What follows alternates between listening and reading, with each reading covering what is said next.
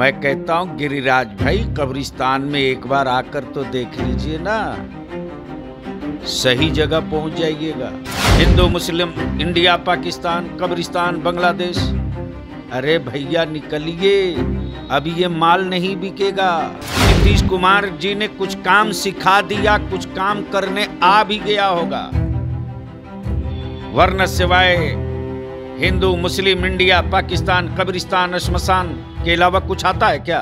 नमस्कार, मेरा नाम उत्कर्ष है। आप लाइव सीरीज देखना शुरू कर चुके हैं। देखिए, केंद्रीय मंत्री गिरिराज सिंह अक्सर विवादों में घिरे रहते हैं और देखिए बीते दिन उन्होंने बेगूसराय में एक बयान दे दिया और अपने बयान में साफ कहा है कि अगर एनएच के बगल में मंदिरों को हटाया जा रहा है तो कब्रिस्तान को क्यों नहीं। और बिहार के मुख्यमंत्री से ये सवाल पूछ दिया। हमारे साथ बात करने के लिए जदयू के पूर्व एमएलसी हैं और बड़े नेता हैं गुलाम रसूल बलियावी जी। सर, जिस तरीके का बयान दे रहे हैं गिरिराज सिंह, अक्सर विवादों में रहते हैं इस तरीके का बयान देने के लिए, और फिर से एक बयान दे रहे हैं। बिहार में नियुक्ति पत्र, ज्वाइनिंग लेटर, नौकरियों के मिलने का जो एक झड़ी लगी है, इससे वो बुरी तरह हताशा, निराशा, घबराए हुए हैं। इसलिए कि उनके ही नेता ने कहा था हर साल 2 करोड़ युवाओं को रोजगार देंगे, और इसी नाम पर युवाओं ने उलट के वोट किया था। केंद्र सरकार की बिहार के लिए कोई वैकेंसी नहीं, देश भर में कोई विज्ञापन नहीं, कोई ज्वाइनिंग नहीं। अब उस पाप पर पर्दा डालने के लिए हिंदू, मुसलमान, मंदिर, मस्जिद, कब्रिस्तान, पाकिस्तान, बांग्लादेश घुमा रहे हैं, और बेगूसराय में पढ़ा लिखा जो बेरोजगार युवा है वो उनको खोज रहा है। अब भागे हुए हैं, तो अब वो सोच रहे हैं एंट्री का रास्ता कौन सा लें। तो लाव पकड़ते हैं मस्जिद को, कब्रिस्तान को। मैं कहता हूं गिरिराज भाई, कब्रिस्तान में एक बार आकर तो देख लीजिए ना, सही जगह पहुंच जाइएगा। बेचैनी और हताशा में है वो,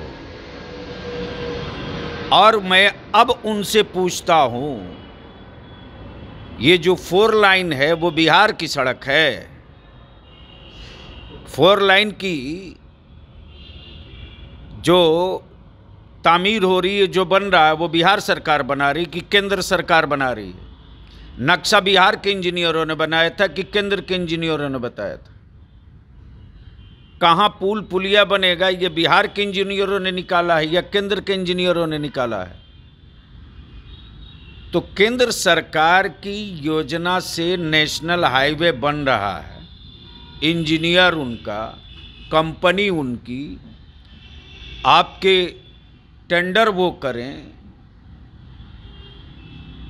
बिहार सरकार तो जमीन ही ना अधिग्रहण कराती है, वो करा के दे चुकी है। तो बेरोजगार युवा खोज रहे हैं, और वो बेगूसराय में एंट्री का कोई रास्ता मिल नहीं रहा।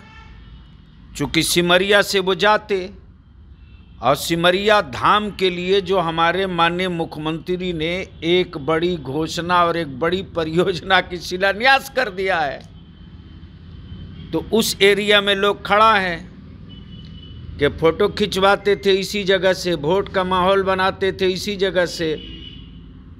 केंद्र में एमपी रहे, एक कोई ईंटा लगाए नहीं सिमरिया में, तो इधर का रास्ता ब्लॉक है। तो बेगूसराय में वो कब्रिस्ताने का रास्ता से ढुकना चाहते हैं, तो वहाँ भी ढेर जिन्नात लोग खड़ा है स्वागत के लिए।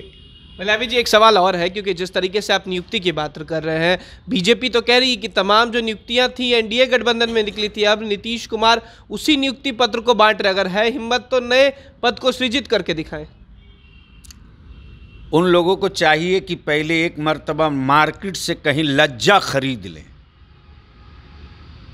देश के प्रधानमंत्री पुल पुलिया, रेलवे स्टेशन का जो फीता काटे हैं या देश को समर्पित किए हैं, वो उनके ज़माने की योजना स्कीम थी।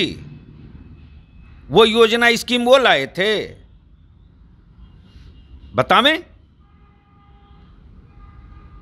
विज्ञापन उस वक्त आया, वैकेंसी उस वक्त क्रिएट हुई, प्रोसेस जब कंप्लीट हुआ तो ज्वाइनिंग लेटर देने का समय जब महागठबंधन के सरकार के आई तो वो अपनी उपलब्धि गिना रहे हैं। अरे शुक्र करें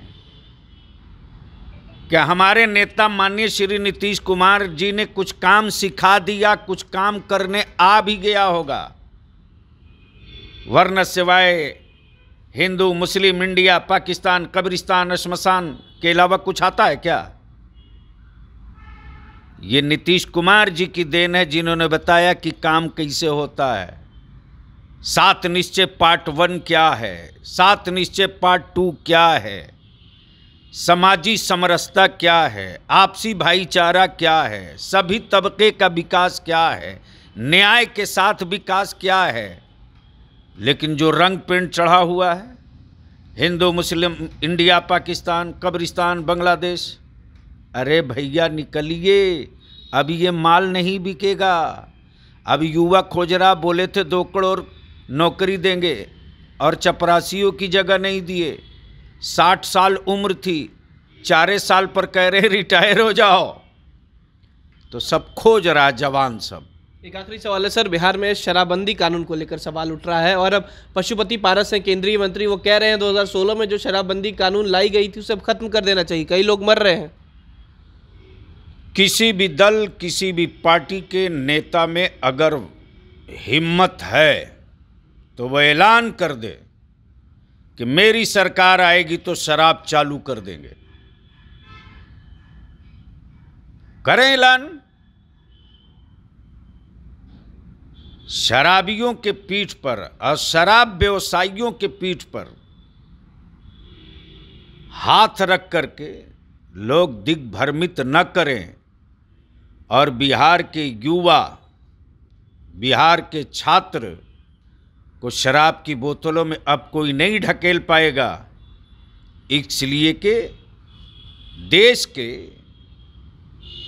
मानचित्र पर बिहार के युवाओं ने पिछले यूपीएससी में 40 बच्चों ने क्वालिफाई करके ये बता दिया है कि बिहार के मुख्यमंत्री श्री नीतीश कुमार जी ने शिक्षा का स्वाद और शिक्षा का टेस्ट समझा दिया है। इस पर चर्चा कभी नहीं करते लोग कि 40 कैसे क्वालिफाई किए। आइए इस पर डिबेट कीजिए। इस शराब के बोतले में अब तक लोग उलझे हुए हैं। अरे नशा से बाहर निकलिए, बिहार बहुत आगे जा चुका है।